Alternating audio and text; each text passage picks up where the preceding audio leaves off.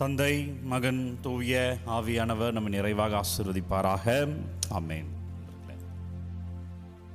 நிறைவாய் பெறுவீர்கள், நிறைவாய் கொடுங்கள்.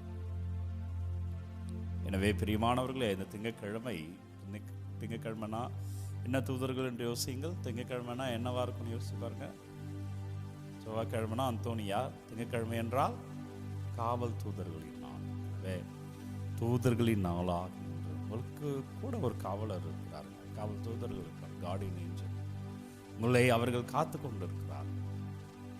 எனவே அவர்கள் துணையோடு எங்களுக்காக ஜெபிங்க, எங்களோடு ஜெபிங்க என்று சொல்லி அவர்களோடு துணையோடு இந்த புதிய வாரத்தை தொடங்குகிற அன்பர்களே, இறை வார்த்தை தருகிறேன். லூக்கா நற்செய்தி 6வது அதிகாரம் 38வது வார்த்தை.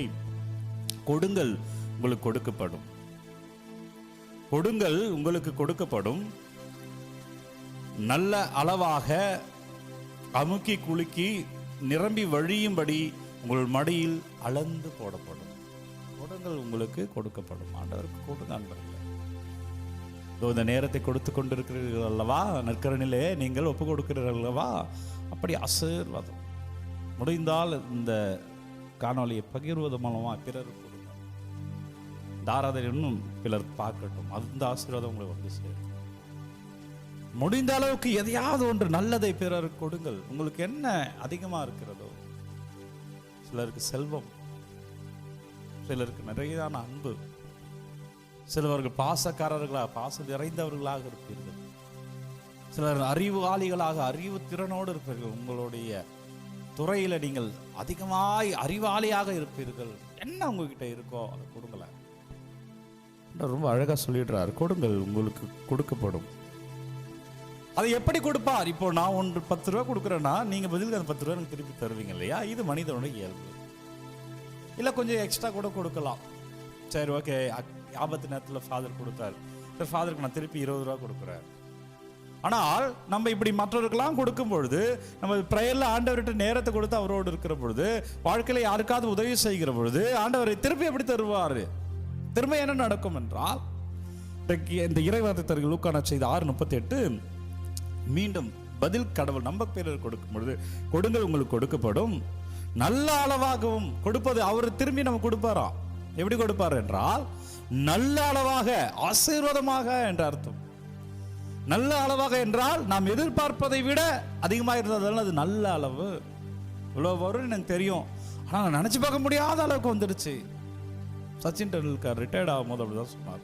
அதெல்லாம் எதிர்பார்த்தேன், ஆனால் இப்போ இருக்கிற நிலையை நான் எதிர்பார்க்கல, அவ்வளோ பெரிய அளவில் வரும் நான் எதிர்பார்க்கல.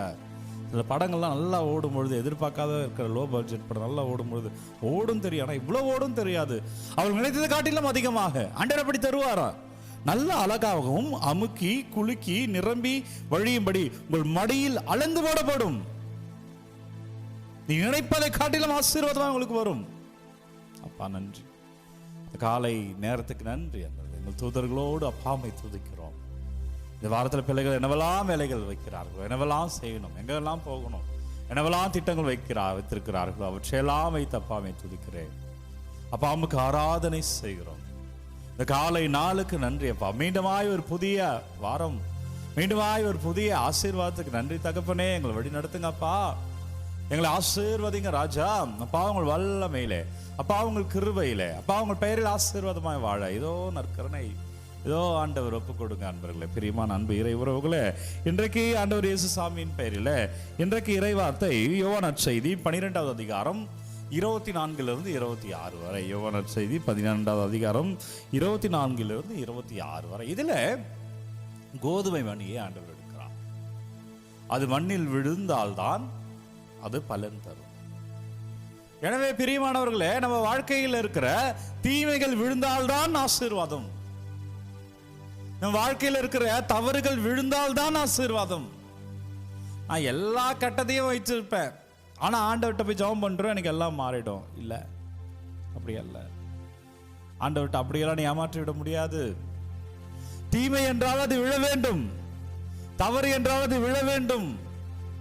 இறைவார்த்தை பிரியமானவர்களே, கோதுமை மணி மண்ணில் விழுந்து மடிந்தால்தான் அது விளைச்சலை கொடுக்கும். எனவே பிரியமான அன்பர்களே, தன்னலம், அகந்தை, சுயநலம் இவற்றிலிருந்து விழுகிற பொழுது ஆசீர்வாதம், ஆசீர்வாதம். இயேசுவை தேடுவது என்பது, ஆண்டவரை இயேசுவை நாடி இருப்பது என்பது, அந்த ஆண்டவர் இயேசுவை இந்த ஆராதனையிலே இந்த காலை ஆசீர்வாதத்தில் நீங்க பெற்றுக்கொள்வது என்பது என்ன குறிக்கிறது என்றால் ஒரு தியாகம் நிறைந்த ஆசீர்வாதம்.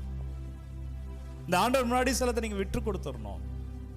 இந்த ஆண்டவர்கிட்ட சிலதை நீங்க ஒப்பு கொடுத்துடணும். உங்களுக்கு கோபங்கள் இருக்கலாம், யாராவது உங்களை காயப்படுத்தி இருக்கலாம், யாராவது உங்களுக்கு எதிராக இருக்கலாம். அவர்கிட்ட கொண்டு வந்து அவர்களை கொண்டு வந்து ஆராதனை கொடுத்துடணும். நீ அவர்களுக்கு என்ன செய்யலாம்லாம் யோசிக்காத, அவர் பார்த்து கொள்வார்.